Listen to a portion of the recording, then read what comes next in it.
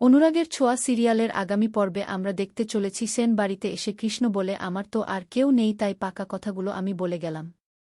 তখন জয় বলে বিয়ে করবে সোনাকে আর জানতে এসেছিলি রূপার কাছে।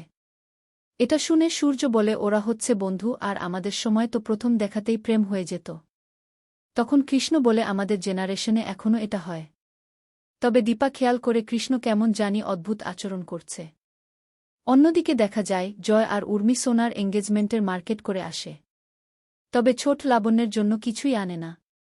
এটা নিয়ে দীপা কিছু বলতে গেলে রত্না দেবী উল্টে দীপাকে কথা শুনিয়ে দেয়া। তারপর সোনার বিয়ের উদ্দেশ্যে দীপা যখন লাবণ্যর গয়নাগুলো বের করে তখন রত্না দেবী বলে এগুলো তো সব আমাদের দীপের পাওয়ার কথা। এমনকি বেয়ান ও আমাকে এটাই বলেছিল। এটা শুনে সূর্য বলে মা এরকম কথা আপনাকে কখনো বলতেই পারে না। পরের দিন সোনার এঙ্গেজমেন্ট কৃষ্ণ এলে তাকে বরণ করে নেয় দীপা।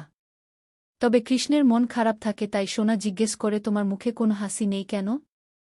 উত্তরে কৃষ্ণ বলে তোমার মুখে হাসি আছে তো। অন্য দিক থেকে দীপা ও বলে আমিও খেয়াল করে দেখেছি তুমি কি কোনো টেনশনে আছো। এরই মধ্যে দীপ বলে ওঠে সোনা আর রূপা দিদির মধ্যে বড় কে? হ্যাঁ মানে কৃষ্ণ দাদা রূপা দিদির ভগ্নিপতি হবে নাকি জামাইবাবু। অন্যদিকে দেখা যায় দীপা যখন কৃষ্ণকে নিয়ে লাবণ্যের ছবির সামনে এসে দাঁড়ায় তখন কৃষ্ণ প্রার্থনা করে বলে তুমি যেভাবেই হোক এই বিয়েটা বন্ধ করে দাও। তারপর এনগেজমেন্ট এর আগে সূর্য কৃষ্ণকে বলে সামান্য একটা ভুল বোঝাবুঝির কারণে শুধুমাত্র সোনাই তার কাছে থাকত তাই সোনার বিয়ের পরে যেন তাকে খুব ভালো রাখে। তারপর সোনা রূপাকে বলে আজকে থেকে আমি তোমাকে আমার দিদির মর্যাদা দিলাম। এসো আমাদের আশীর্বাদ করবে না। এনগেজমেন্ট এর আগেই যেন সোনা আর কৃষ্ণের বিয়েটা ভেঙে যায় তোমরাও কি এটাই চাও অবশ্যই কমেন্টে জানাও।